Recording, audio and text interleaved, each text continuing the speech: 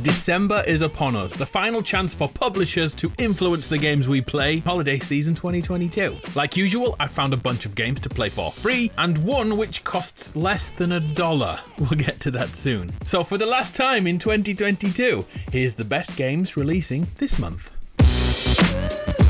We shall begin with Marvel's Midnight Suns. The quickest way to describe this is Marvel crossed with XCOM. Yup, it's a tactics game. We are a member of a superhero supergroup which are sent into daily battles. We then take turns performing moves and moving around the battlefield, kinda like chess. In the XCOM games, weapon accuracy always meant there was a chance you would miss your attack, whereas superheroes simply don't miss. So instead, a new card system is here to randomly restrict or change each fight. That's only half the game. The other half of the game seems to be a social simulator. We all live at the Abbey when outside of combat, kinda like a frat house for superheroes, and it's your job to build up relationships with other members of the team. Do it well enough and Wolverine, Iron Man, Blade, whoever you successfully spend time with will have access to upgraded skills and abilities as your relationship grows. Say the wrong thing and then suddenly Doctor Strange doesn't like you.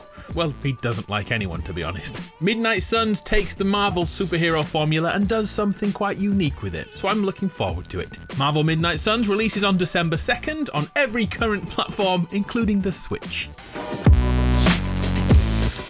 Okay, the real headliner for the month of December is the Callisto Protocol, a survival horror outing in space. Let's address the elephant in the room. If you're getting Dead Space vibes, it's for good reason. The settings are almost identical, and the game's director formally created the entire Dead Space series. And it just so happens a new Dead Space game is coming in January to further confuse this situation. We play as an interstellar freight transporter in the year 2320. And then, of course, things go wrong, and we must survive an alien invasion which mutates the inhabitants of a prison we must go through, using anything we can get our hands on to survive, such as the grip gun, a gravity gun that lets us pick up objects and enemies and use them as a shield, or just yeet them across the room with their limbs flying off. Lovely. Of course, that's only one way to approach encounters. We've also seen devastating melee attacks, subtle stealth gameplay, and we are told it's all linked to skill trees for progression. The Callisto Protocol is heavily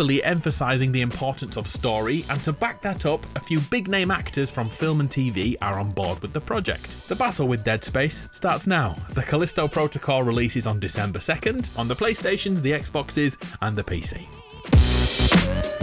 December will also see the return of the Need for Speed series. Unbound changes the tone and feel of the franchise, and it kinda looks anime. At its core, it's more Need for Speed you've played for years, racing by day and night in which cops are itching to take you down. Unbound has confirmed over 140 cars, including many licenses from Aston Martin, Ford, McLaren, and Porsche, to name a few. Customization is a huge part of the game, with access to tuning and body kits for all vehicles, creating thousands of potential setups and combinations for those people who really want to be fully in control of their ride. The story kicks off with two friends running an auto shop, and after a burglary they must take part in illegal races to win back their stolen gear, and of course they get hooked on that adrenaline and keep going. Multiplayer modes have been confirmed in the open world city, and hey, if you're getting flashbacks to the cop AI in older games, you should know that police AI is now adjustable. The kamikaze cops are definitely an issue of the past. Need for Speed Unbound is the third game in a row, dropping on December 2nd, but this time only the PS5, Xbox Series and PC are confirmed. Last gen consoles are being left behind.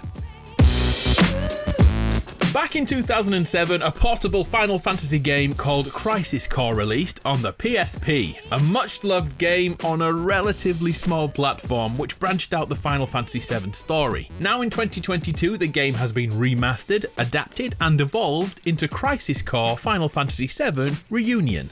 That's a lot of words. Acting as a prequel to Final Fantasy VII, in fact 7 years prior to that story, revolving all around Zack, a pivotal character in the overarching narrative who has a past shrouded in mystery, and now it's time to see it from his point of view. For fans of Final Fantasy VII Remake, Reunion is a must-play game. Reunion releases on December 13th on PlayStation, Xbox, PC and Switch at $50, £50 or €60, so a little less than a full price game.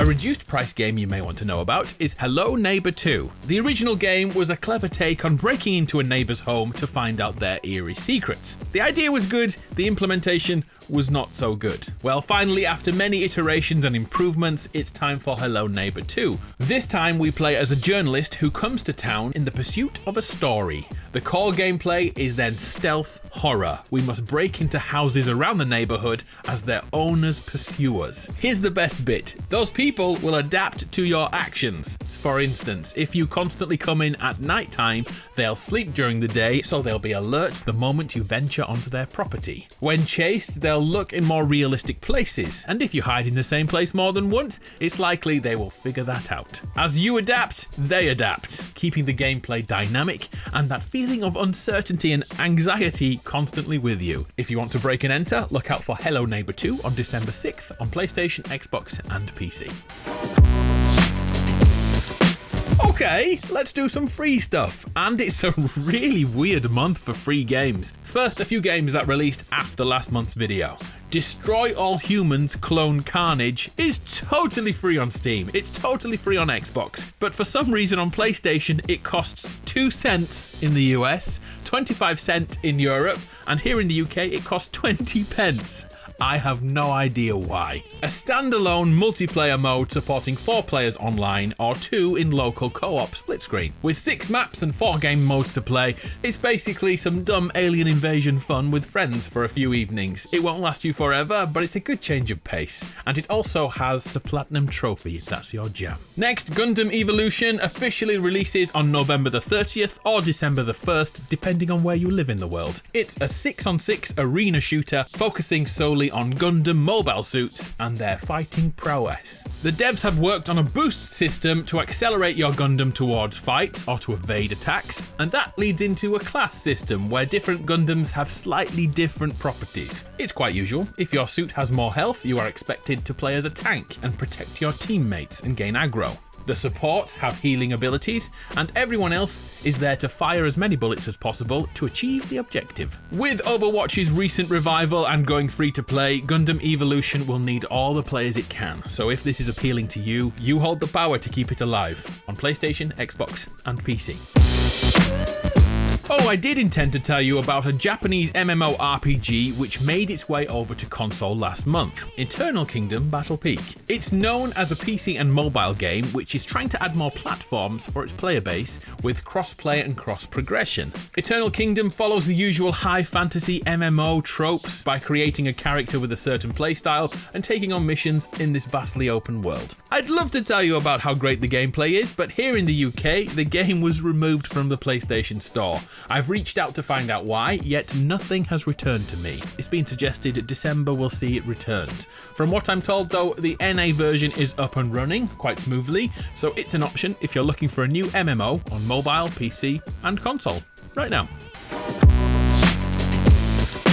Oh, did you hear the news about The Witcher 3? Check your games collection, dust it off, because if you own that game from many years ago, you'll be granted a free upgrade to the NEX GEN version on PS5 and Xbox Series on December 14th. The Witcher 3 Wild Hunt is one of the highest rated RPGs ever made, and now it's back. The update adds improved graphics, lighting and sound, mods, and also new DLC tied to the Netflix TV show. If you don't know, we play as Geralt, a Witcher who takes on many missions to slay beasts in the open world, whilst the constant pressure of the hunt chasing down Ciri is upon them. Ciri is effectively Geralt's adopted daughter. The original game took around 50 hours to finish, and it was amazing. Oh, and pro tip, if you don't own the physical game but don't want to pay full price for the new version, then look around your local second-hand game store to find it for a few dollars, pounds and euros. And then the questions will begin. Is The Witcher 3 the greatest RPG of all time? So that's December. What you're playing? I'm definitely going back to The Witcher. What about you? I'm Adam. You're awesome. I'll see you next time.